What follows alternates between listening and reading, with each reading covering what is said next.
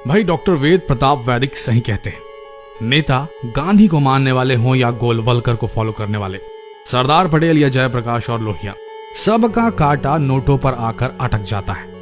ये नेता पैसों के लिए किसी भी हद तक जा सकते हैं, गिर सकते हैं और जरूरत पड़े तो लौट भी सकते हैं। जैसे आजकल नजारे शराबियों में दिख रहे हैं, जो महीने भर के कोटे के चक्कर में लाइनें लगाते नजर आ रहे हैं। कहीं 1-2 किलोमीटर की कतारें हैं तो कहीं जहां सोशल डिस्टेंसिंग मेंटेन हो पा रही है वहां इससे भी ज्यादा लंबी कतारें हैं। समझ ये नहीं आ रहा कि जब बिहार और गुजरात शराबबंदी करके भी पूरे टशन में रह सकते हैं तो दूसरे स्टेट क्यों दारू बेचकर राज्य चलाना चाहते हैं भला। न स्कूल खुल रहे हैं, न दफ्तर, न कपड़े की दुकानें, न हलवाई की, फिर दारू भला इतनी क्यों जरूरी हो चली है। ये अपने आप में बहुत बड़ी हाइपोक्रेसी न लग रही आपको। सरकारें जो बदनाम हो रही हैं सो अलग, कोरोना फैला तो जो दिवाला निकल जाएगा वो अलग। माना देश चलाना बिना दारू के चंदे के अब इतना आसान न रह गया है, लेकिन घर तो 2 रोटी कम खाकर भी चलाया जा सकता है ना। अब घर परिवार चलाने में अगर दिक्कत आती है तो क्या घर का मुखिया छूट दे देता है, जा बेटा चोरी करके आ जा, थोड़ी स्मगलिंग कर ले, घर चलाने के लिए जरूरी पैसा आ जाएगा। ये हमारा देश, हमारा परिवार क्या इतना गया बीता हो गया है कि शराब की कमाई के बगैर चल न सकेगा? ये सवाल है।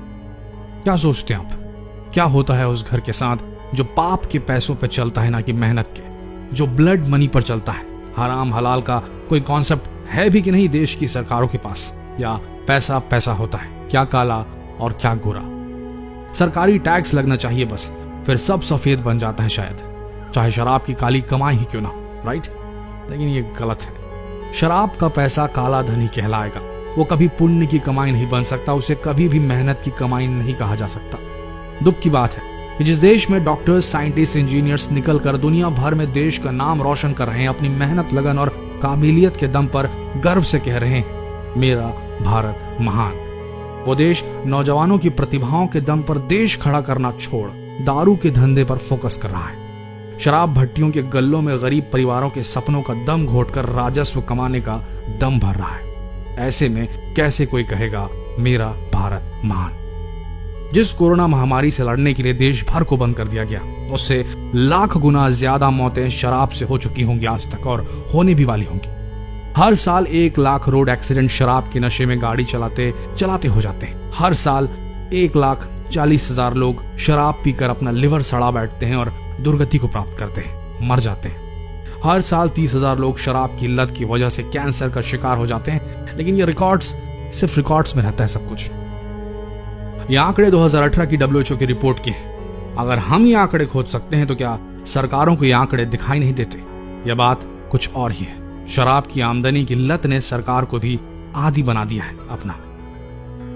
अगर शराब की दुकानें खोलनी इतनी जरूरी है तो फिर शराब की दुकानों के साथ वैश्यालयों को भी लीगलाइज करने के बारे में सोचना चाहिए सरकारों को। राजस्व तो छोड़ दीजिए, कम से कम शराब के नशे में बहकर जो हमले होते हैं देश की महिलाओं पर, उसमें कमी आ जाएगी। देश भर में बस, ट्रेन, हवाई जहाज सब बंद है। लोगों ने अपने घर की रोजी रोटी अपनी दुकानों, अपनी कंपनियों को बंद रखा है कि कहीं उनकी वजह से कोरोना ना फैल जाए। ईश्वर अल्लाह भगवान ने भी अपने पट बंद कर दिए हैं कि जाओ मत आओ मंदिर, मस्जिद, गुरुद्वारे और चर्च। मदद करो एक दूसरे की इस भयानक महामारी से लड़ने में। और राज्य और केंद्र सरकारें दारू के ठेके खोलने में लगी हुई है। तो तलब किसे ज्यादा है, शराबियों को या शराबी तो वैसे भी 40 दिन रुक ही गए थे। हमेशा के लिए बंद हो जाती तो सह भी लेते, शायद उद्धार हो जाता उनका भी और उनके परिवारों का भी। शराबियों की गाड़ी के नीचे कुचलकर आने वाले कुछ सालों में मरने वाले लोगों का भी उद्धार हो जाता, सबका भला हो जाता। लेकिन सरकार का लिकर रेवेन्यू एडिक्शन रीलैप्स कर गया लगता है। एक रिक्वेस्ट है, मोदी जी, आपने अपने छोटे से कार्यकाल में जितने कड़े फैसले लिए हैं शायद इस देश के इतिहास में कोई और नेता न ले पाया होगा।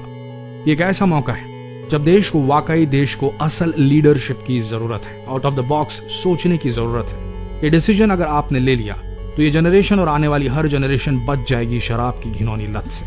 This is the right time and the only time India can lock the liquor down. अगर ये संदेश आप तक पहुंच रहा है तो प्लीज, पूरा देश आपके एक और कड़े कदम की ओर देख रहा है। Please lock the liquor down.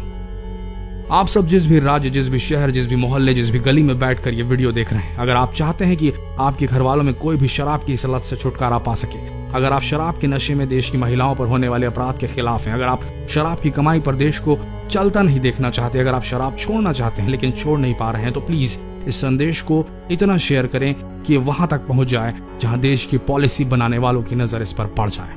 Trust me, it's worth it. कम से कम शराब पीकर जमीन पर लौटते लोगों के माइंड शेयर करने से तो बेहतर है। शेयर कीजिए #LockTheLiquorDown लिखकर शेयर कीजिए। धन्यवाद।